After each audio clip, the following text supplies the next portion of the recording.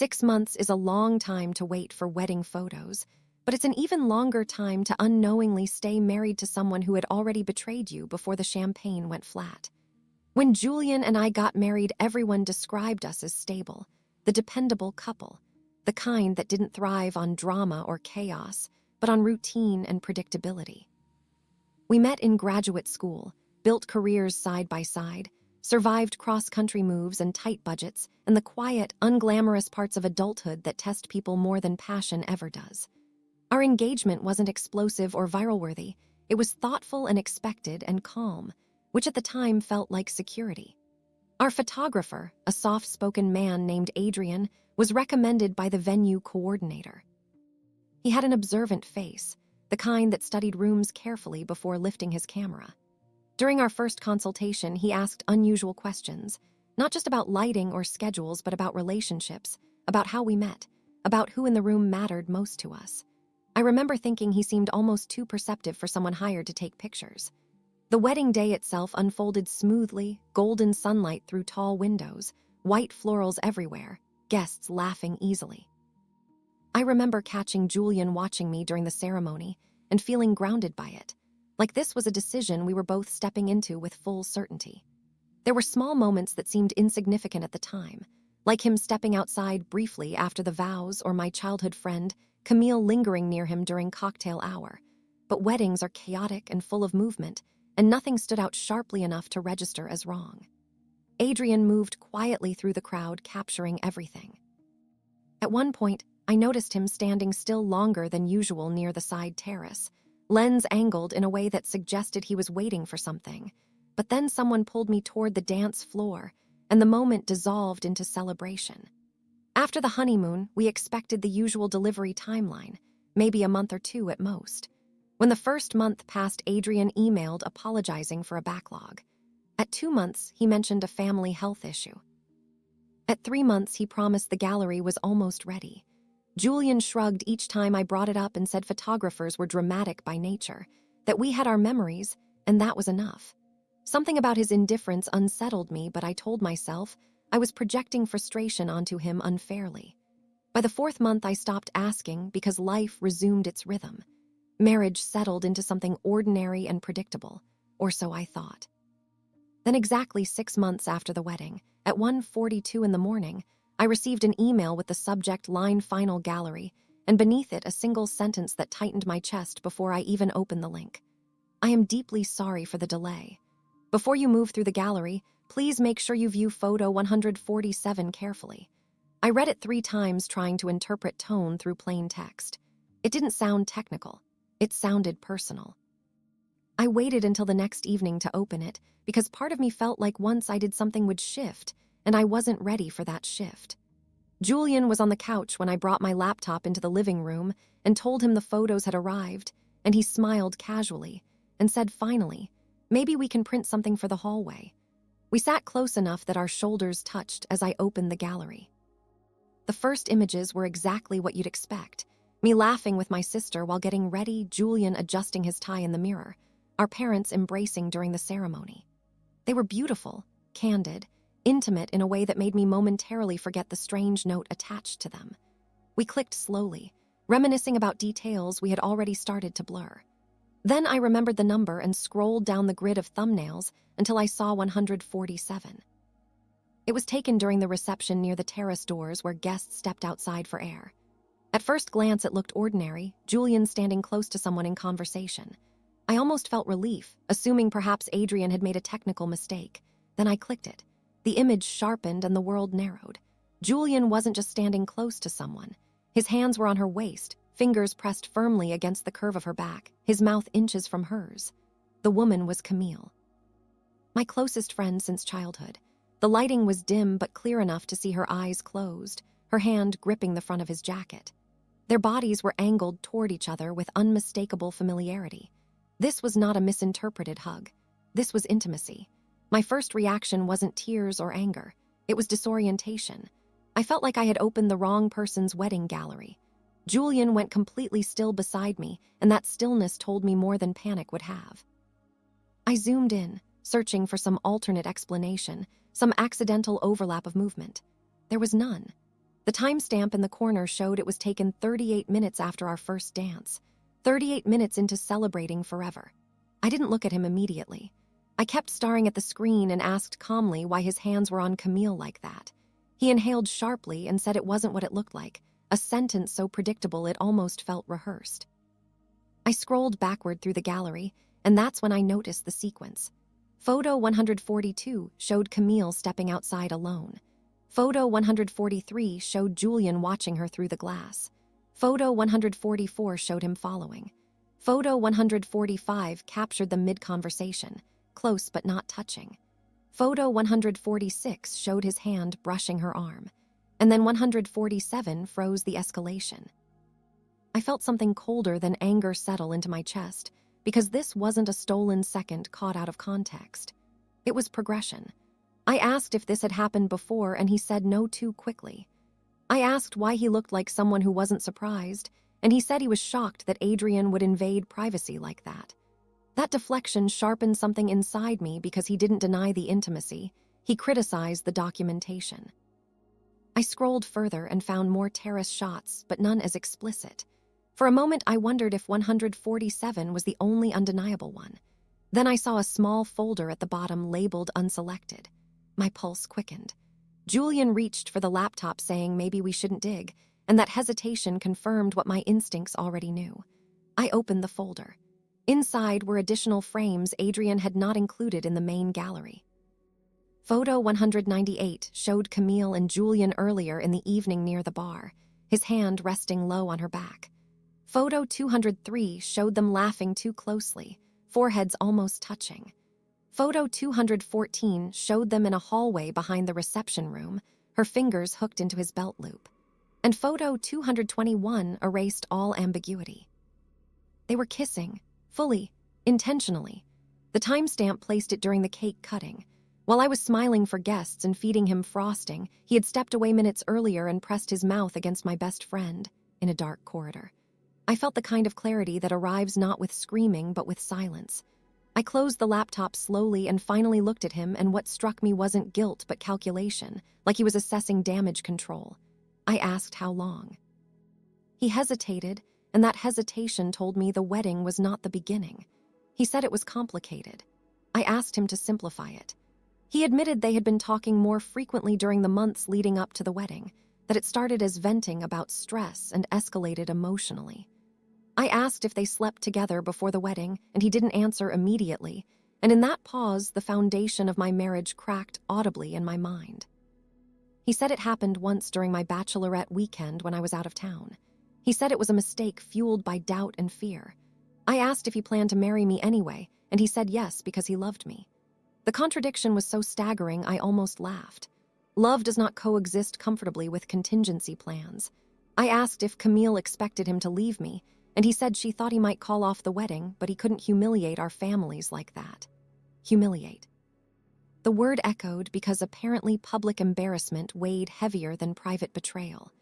I didn't cry. I didn't yell. I simply felt something inside me go still in a way that felt irreversible, and I realized in that moment that photo 147 hadn't destroyed my marriage. It had revealed that it was already built on dishonesty before I ever walked down the aisle. I didn't cry. I didn't yell. I simply felt something inside me go still in a way that felt irreversible, and I realized in that moment that photo 147 hadn't destroyed my marriage. It had revealed that it was already built on dishonesty before I ever walked down the aisle. Julian kept talking after that, filling the silence with explanations that sounded less like remorse and more like strategy. He said it was emotional confusion, that weddings amplify doubt, that he panicked at the finality of commitment, that Camille had been there at the wrong time saying the right things. I listened without interrupting because the more he spoke, the clearer the pattern became. Every sentence placed circumstances at the center and him at the mercy of them. Stress made him do it. Proximity made him do it. Fear made him do it. He described himself as someone swept into something rather than someone who stepped into it. I asked him one simple question that cut through all of it. I asked if Adrian hadn't sent that email, would you have ever told me? And he looked at the floor instead of answering, and that silence was louder than anything else that night. I packed a small bag, and and went to my sister's apartment without telling him where I was going. On the drive there, I replayed the engagement period in my mind, searching for fractures I had dismissed. There were small things I remembered now with new clarity: how Julian guarded his phone more closely in the months before the wedding, how Camille had offered to help him with a surprise for me that never materialized, how during dress fittings she had seemed distant and distracted. At the time, I attributed it to wedding chaos. Now those memories felt like evidence I had willingly overlooked because I believed in the version of my life that felt safe. When I arrived at my sister's place, I didn't tell her everything immediately. I just said the marriage was over and watched the confusion cross her face. Saying it out loud felt surreal, like announcing the cancellation of an event rather than the collapse of a future. The next morning, Camille called. I stared at her name lighting up my phone and felt a strange detachment. I answered because avoidance no longer served a purpose. She didn't sound surprised. She sounded defeated. She said she assumed Adrian would eventually send everything. That sentence landed harder than the images. She knew. She had been waiting. She admitted that she and Julian had reconnected during the engagement when she helped him choose my ring, and that it started innocently but shifted gradually. She said she convinced herself he was unsure about marrying me, that he confided in her about feeling trapped by expectations, that he told her he didn't want to disappoint our families by calling it off. Listening to her felt like listening to someone describe a parallel universe that existed alongside mine without my awareness. I asked her if she loved him, and she said she thought she did. I asked if she expected him to leave me after the wedding, and she hesitated before saying she hoped he would realize he chose the wrong person. That phrasing stayed with me long after the call ended. The wrong person, as if I were a miscalculation rather than a human being.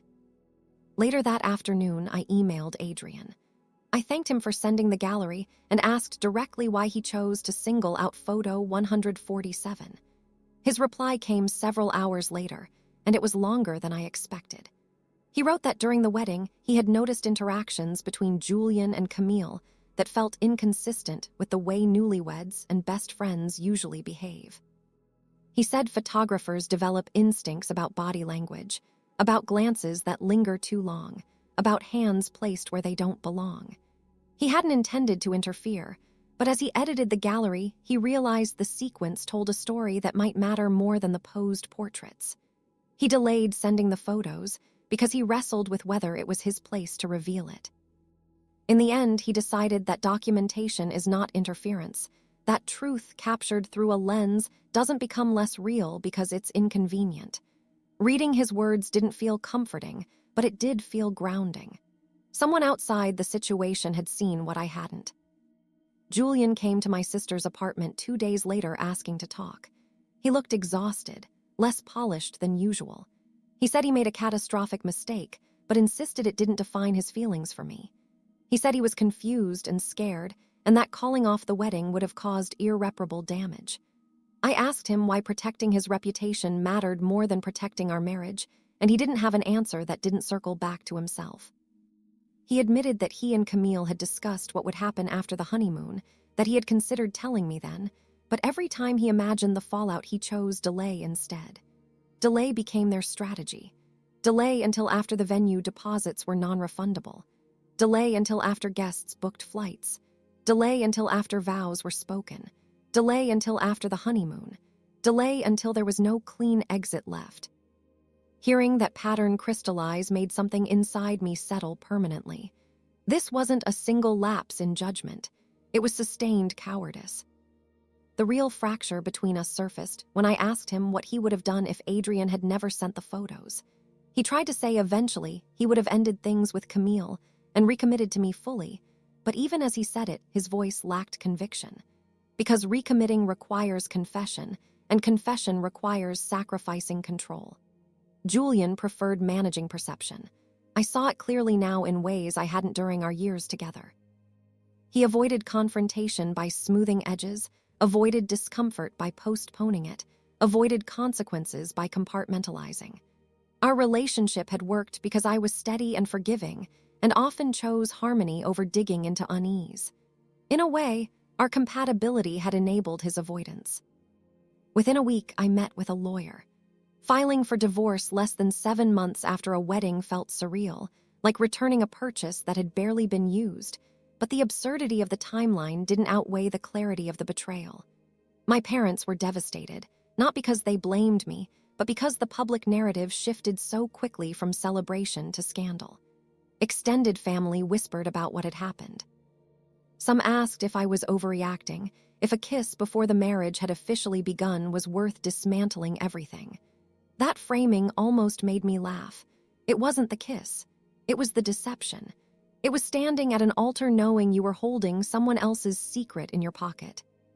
Camille sent a final message weeks later saying she never meant to hurt me and that she thought Julian was brave enough to choose truth eventually.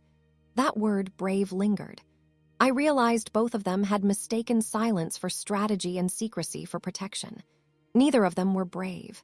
They were comfortable living in suspended consequence. The last time I saw Julian in person was during mediation. He looked at me across a polished table and said he hoped one day I would understand that fear makes people irrational. I told him fear doesn't make you betray someone repeatedly. It makes you honest sooner. There was a long pause after that, and for the first time since photo 147, I felt something close to peace. Not because the situation was resolved neatly, but because I no longer felt disoriented. The truth had reorganized everything into something comprehensible.